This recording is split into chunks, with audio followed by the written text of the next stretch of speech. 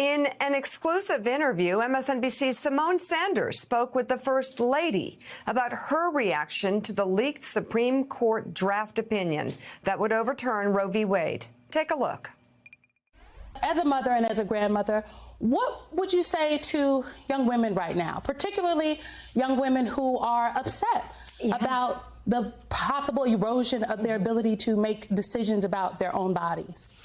Well, I guess the first thing I would say is that how shocking it was, actually, when we heard the news. And Joe and I got the call that, it had been leaked. The president matters. The election of the president matters because he's the one who puts the justices on the court. But if this goes to a state level, our state legislators are going to matter, too. So people have to get involved.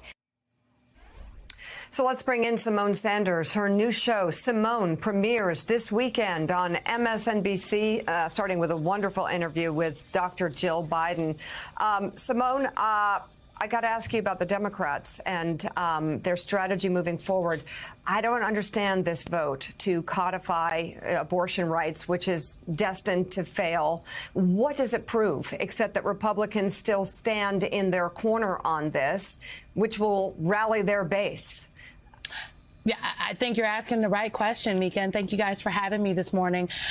Notably, in that interview, the First Lady did not say what people need to do is ensure that their legislators vote for this bill that's going to hit the floor on Wednesday. She talked about the need to elect folks, and she's explicitly talking about the midterm elections. Look, I think that Senator Chuck Schumer is actually trying to show that Senate Democrats are doing something, show this urgency, even though he knows he doesn't have the votes to pass that bill on Wednesday, let alone a debate about the bill. So if you're advising Democrats about their strategy to the midterms, how would you put into words what has just happened here? Because isn't this an issue, finally, where you could actually bring some Republicans over? I know a lot of Republican women who are like, whoa, this is one thing I'm for, and that is the right to choose. Is this perhaps a very important tool in a strategy toward the midterms where they could have a very clear message about the Republicans? And what would it be? I think definitely it could be. I think we heard a little glimpse of that from the president this week. He was asked again, I do believe in the last 24, 48 hours about particularly the leak. And he talked about the fact that this is more than just abortion. This is about a right to privacy. I've heard a number of other Democrats describe this vote as this potential overturning as a gateway drug to other assaults on other rights. And so I do think that would be a persuasive thing for the midterm elections. But I also think, Mika, that folks should talk about this as the criminalization of women, criminalization of abortion, criminalization of those who aid women in getting the health care that they need if that health care is an abortion, criminalization of doctors. There's a bill that's going to the floor in Louisiana today, or pardon me, in the coming days, specifically about getting an abortion a homicide. This is extreme and it's crazy, and I think that's how people should talk about it. I think it fits into what the president was saying, trying to sort of paint the right as what they are. I mean, especially Trump right. And in a way, I wonder if it's even more simple than that they don't need to work so hard. Democrats need to stay focused. I wonder if you agree with this, and say, you know what? They want to overturn your constitutional rights. Do you like your rights? Do you like your rights? Because Republicans don't like your rights. Number two, what have they gotten done? They've promised all sorts of things, health care, nothing, absolutely nothing. And number three, they're crazy. They hold on to conspiracy theories. They follow Donald Trump down a spiral of lies. They stand by him, even though this guy wanted to bomb Mexico and lie about it. It seems kind of simple to me, Symone. Mika, some people need to go ahead and clip this and show it to the folks in their districts. I 110% agree with you. I think it's not all Republicans, right? But it is enough folks not speaking up to where I have a question mark. And so I think that's what this midterm election is going to come down to. What has gotten done? Who is standing up for you, people at home?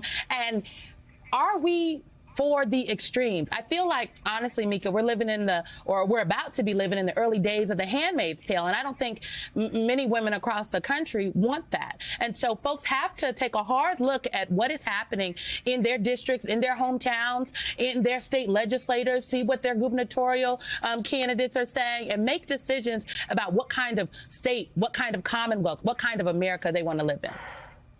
First Lady Jill Biden is traveling to Europe, as you know, Simone, to spend the Mother's Day weekend meeting with refugees on the Ukraine border. She left from Joint Base Andrews overnight for this 4-day trip to Romania and Slovakia. And before she left, you asked her about her relationship with the First Ladies of Ukraine and Poland. Since you are going to the Slovakia-Ukraine border, I'm wondering, have you spoken with Mrs. Zelensky? Well, I've gotten a letter from Mrs. Zelensky, and I've also spoken to the First Lady of Poland, and she gave me her list of things that they needed. So, you know, I think it's, I mean, we're in a conversation, but it's not really, you know, one-to-one, although I did talk on the phone with Mrs. Duda. So, Simone, looking forward to your show starting. What do you expect? What is your goal for the show? Mika, my goal for the show, you know, Simone is the news you need to know from politics to pop culture. So in that interview with the First Lady, we talk a lot of politics, but we get into a little pop culture. She talks very passionately about the fact that her independence is very important to her. And I think that is fascinating in a time where, as we just discussed, many women are upset and concerned about the possibility of their rights being rolled back about 50 years. And so we're going to get into that. I have a segment that we're branding all about culture. I have a political panel, but we'll also have our culture critics, Mika. We're going to get into the weeds and go beyond the headlines. And I'm just so excited. I can't wait for people to see us this weekend. I love it. Well, welcome aboard, Simone Sanders. Thank you very much. We'll be watching the premiere of your new show on MSNBC tomorrow at 4 p.m.